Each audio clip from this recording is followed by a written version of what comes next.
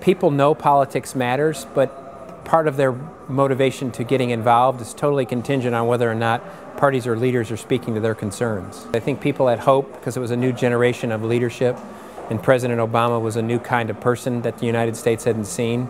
But it was also as people were tired of George W. Bush and the presidency and the economy and the war and all of that. And so it was both a positive motivation that they had, somebody new, but also a negative motivation they had. They were tired of the old. One of the things you learn is, even doing from the first Bush campaign to the second Bush one in less than 4 years, so much changes so quickly. The speed at which communications changes, the web, the internet, how people get information, what's important to them, now changes dramatically. If we ran the same campaign in 2004 that we ran in 2000, we would have lost. And I think that's important to do. I think the race I did in California was just another. Campaigns had already changed a lot since between 2006 and 2004.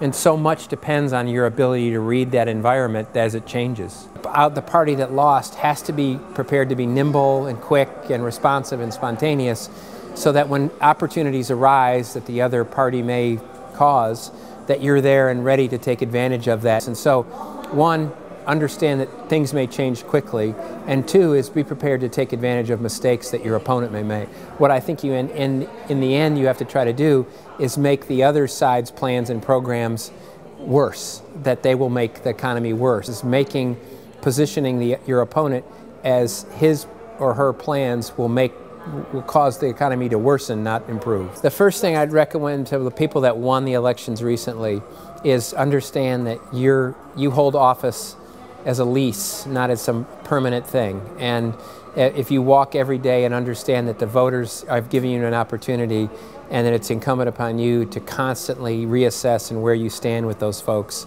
and not just say, I won this and I'm going to take it for granted, which many politicians and leaders sometimes have a tendency to do, is they think that they own the office, and not the office is an open lease that the voters can take back at any time. So if I were a winner, I'd know that you're always on thin ice, and you'd be prepared for that.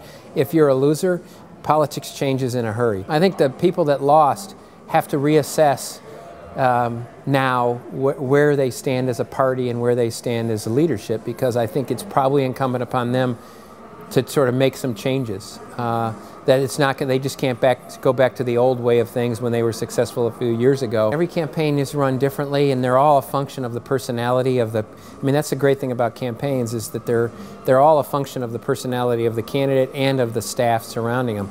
In 2000, it was an unbelievably fun campaign that obviously ended up in a very close election that went on for a number of days after election, with the recount and all of that kind of thing. Because of the internet and because of people's ability to blog and comment and put YouTube videos up, we now have a thing where we've gone from journalists per se that in the media to a group now called citizen journalists, that campaigns now have to, not only they have to respond to people that interview them for the media or the press or whatever it happens to be, they now have to respond to what some individual in some place does, that they get a video and post it, that they have questions or they raise issues and post it. And so instead of 20 or 30 journalists that you deal with, you now have to deal with basically thousands of journalists, which I actually think is a good thing for democracy, because people don't have to now go through a filter to sort of speculate, ask questions and all that, but it's a much harder way to run a campaign.